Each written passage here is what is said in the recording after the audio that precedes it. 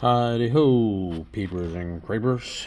So here I am again doing some more crying for y'all. I know it's been a while, um, but I am just doing a little video here over my sprinkler system.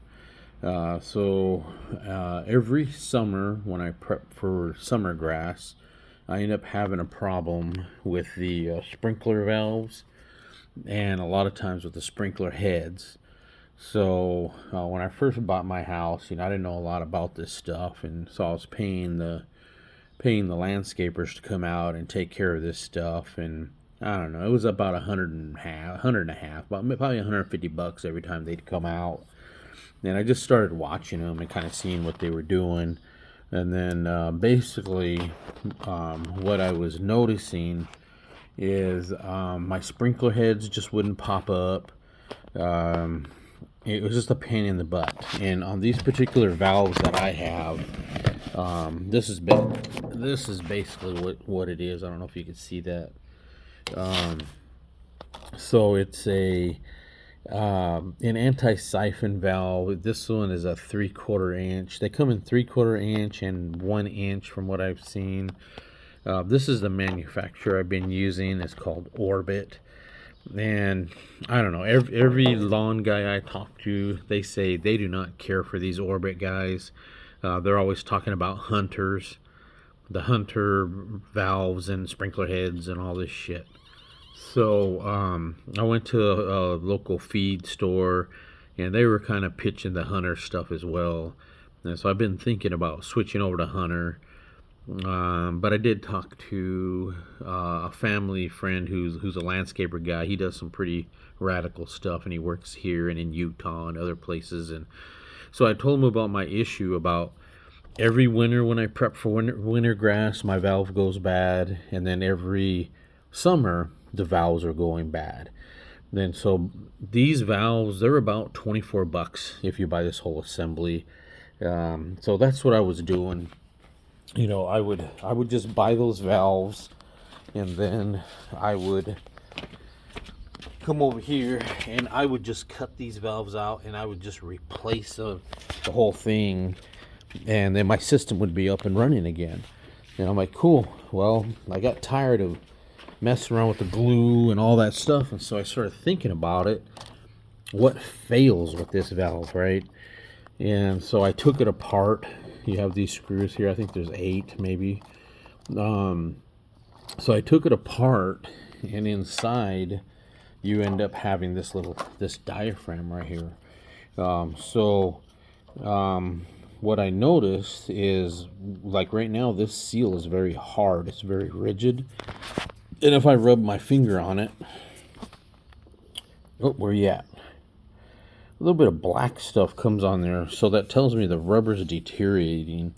So my water here where I live is very hard, and you can get a water softener and all that crap, but I don't do that shit. I don't know, lazy or whatever, but you'd have to tie it into your outdoor system as well as your house. And so previous quotes have been pretty outrageous to do that, even to like kind of get it onto my swimming pool. But long story short, the family guy, family member who's also a landscaper and all that good shit, he's telling me it really doesn't matter whether it's a hunter valve or an Orbit valve. These diaphragms are going to fail. The components can fail. So I've never had a problem with the solenoid, right? I mean, the solenoid's always been good. The timer works good, going off and on and all that good stuff. So never really had a problem with the solenoid. This right here allows you to adjust the amount of water that's coming from your water supply out to the sprinklers. And this piece is like an anti-siphon part of it. So the theory is you don't want the water backing back up into your household. So if water was to back up, the diaphragm in here allows the water to escape right here and just leak out. So that way it doesn't contaminate your house water. So I don't know, you can get these without the anti-siphon, and it's all part of just right here, just this valve, if you're not concerned about anti-siphon. Or you get anti-siphon on the side of your water supply coming into the whole system. But I don't. Mine is this way right here. So trying to find the parts for this is a pain in the ass. If you go online, you'll find the solenoids, which is cool. I got a couple extra of those. You can find this little piece comes off on the top. You know, you can find these. But what can't you find is the piece that fails. This diaphragm right here. So you'll find all different kinds of styles of diaphragms, but not this particular one. So if you look at mine, and I don't know, maybe mine's an old style, because it's been a few years since I actually replaced this, because I've just been rebuilding them lately. But I got my screws tight there. I want to show you the inside of my valve. The inside of my valve, it has like a little needle, and you know, I can adjust the percentage of water through my timer. So I'm wondering if that's what the needle has to do with. You know, I haven't looked totally into why I have the needle in here or not. Let me show that to you real quick. Come on out of there, buddy. So if you take a look, see how mine has that little needle? So it has that little needle piece, and that needle piece threads through. There's a hole right here. God dang, I'm always having a hard time showing you guys this, but there's a hole. So a lot of these diaphragms don't have that hole that go through there. So once you disassemble this, let's call it, they're calling this a jar cap head or sprinkler. Once you disassemble this, you pull this off. Oh, where am I going to set you? There we go.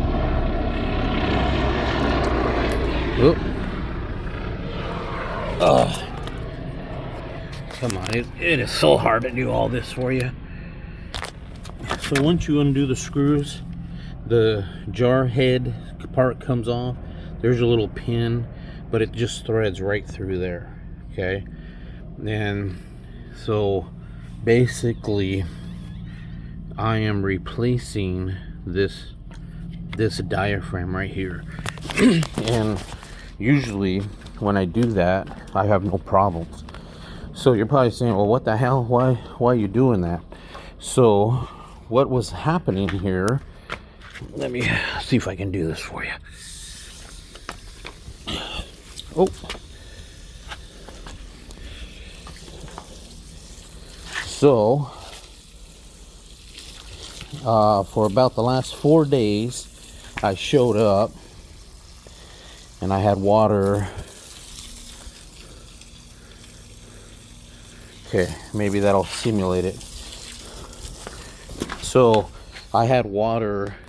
Dang, you can't really see that water there. But anyways, I had water right here. And then I had water in there. And then I had just a little bit of water over here. So, on your sprinkler heads, if you can see that, there's a little white seal right here. And those can deteriorate.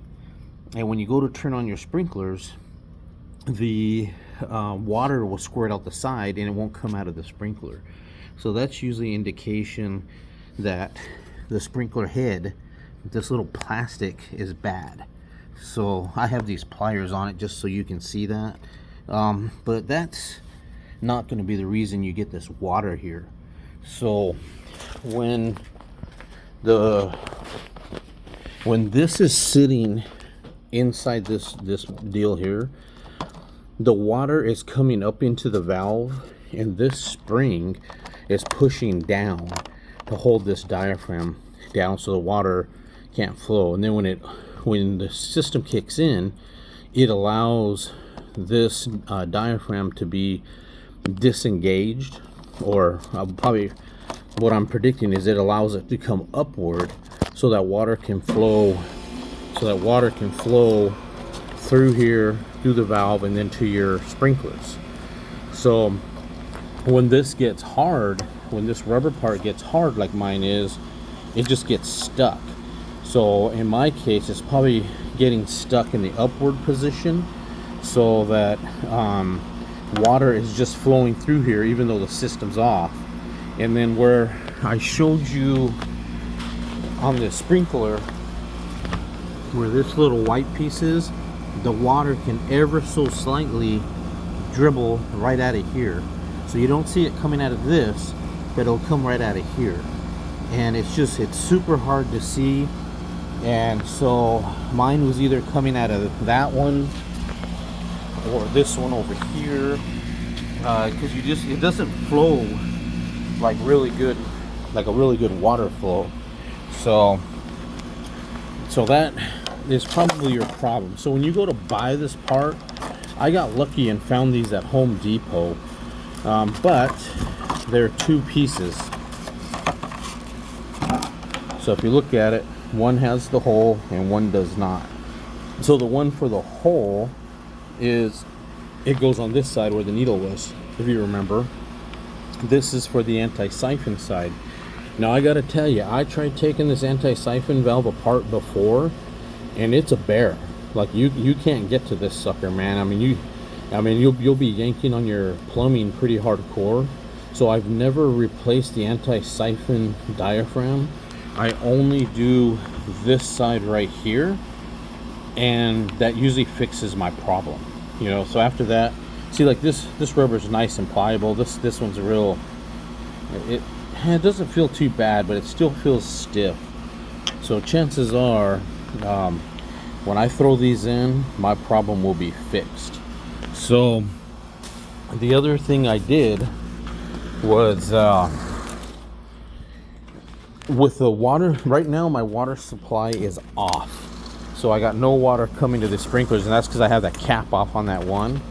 But what I ended up doing was getting a stethoscope, and before I had the valve disassembled, I had the water supply on, and then I just took this stethoscope, sorry about the AC, but I took the stethoscope and I put it on here, and I could hear that water flowing through there.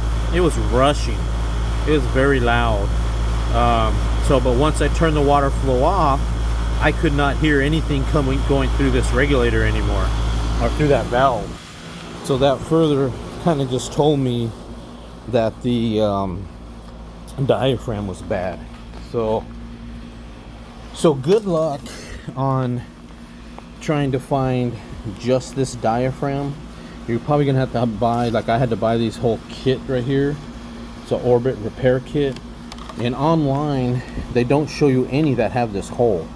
But I paid $5 for each one of these, and that's kind of the price I saw for these guys online, for two of them. And I'm thinking they had them like this to where I couldn't see this hole. So in any case, and this one's brand new, but it looks like it's already been used. Anyways, that's just the headache with this Hunter valve that I have. That little needle is just a pain in the butt because it has to pass through here, and I thought like maybe that hole was clogged up, and in the past I cleaned that hole, and then I cleaned the needle on the regulator on the valve, and it still didn't fix my problem. I had to replace this with this guy. So you can see that one looks a little yellow, this one's pretty white, but so that's the headaches with this Orbit guy. You know, like I said, I used to just replace the whole valve and everything would go good, but that was 24 bucks each time, so $48 to do both of them if that's what I was doing. But now I just replaced this guy, and I'm spending $5 a pop twice a year. And the other thing you can do is have your valves covered. Like my valves that are over there, you saw that by that AC unit, they're not covered, so they're getting attacked by heat. So I feel that that's probably my other not so smart decision, is the heat is making these valves, making the diaphragms go bad, you know. So I hope that helps somebody out. I did get a review question one time on Amazon, because I bought this from Amazon, and the guy said, should this make a humming noise? and mine does not make a humming noise. They're pretty quiet. I mean, you can hear water flow, but it doesn't hum. So if it's humming, I would think to check your water flow, right? So turn this either for more water or less water. But to adjust the throw of your sprinkler, that is usually on the top. This is what's on the top of your pop-up sprinkler. These nozzles are what adjusts the throw. So that little line right there, that little screw, if you turn that count or clockwise, it restricts the flow, which then shuts down the distance that water will fly out. Like, I think all mine are about 5 to 6 feet, except for this one side they do 3 feet. But if you turn that to the left, it will throw a lot further. But if you do all your sprinklers like that, you need more water flow. So then you have to come over here. Where did that sucker go? Of course he's going to disappear. Oh, here he is. So then you got to come back to this regulator or the valve, and this little handle's like that. So if you open these up a lot and they're not popping up, you don't have enough water flow. So you come over here and you turn this guy counterclockwise, and you get more water through this valve, right? And so usually what I do is when I re-nozzle everything over here, I will turn this until my water sprinklers pop up, and then I rotate it back just like maybe an eighth to a quarter of a turn, and I leave it right there. And then I'll go test it, and when I turn on the system, the sprinklers will pop up pretty forceful. And so while it's running, I will then back this off to the right a little bit to cut down some of the water flow. But I make sure that the throw or the water coming out of this is covering the areas I want covered. So a bunch of madness on my behalf, and probably landscaper guys go, oh, this guy's full of shit or whatever. But for me, that's what I've been playing with for the past 15 years with this sucker. And this warranty for this Orbit, guys, is 6 years, but they don't warranty shit. You know, I've called them a couple times and said, hey, your sprinklers are bullshit. And they keep telling me that, well, there's probably something wrong with the solenoid or the diaphragm, or you know, the heat is getting to it. So they've never given me a free sprinkler head. Whenever I called to complain about this, they're always pushing for a rebuild. So that 6-year warranty, not even worth your time. But anyways, I hope this helps somebody out, and you have a good one. Bye.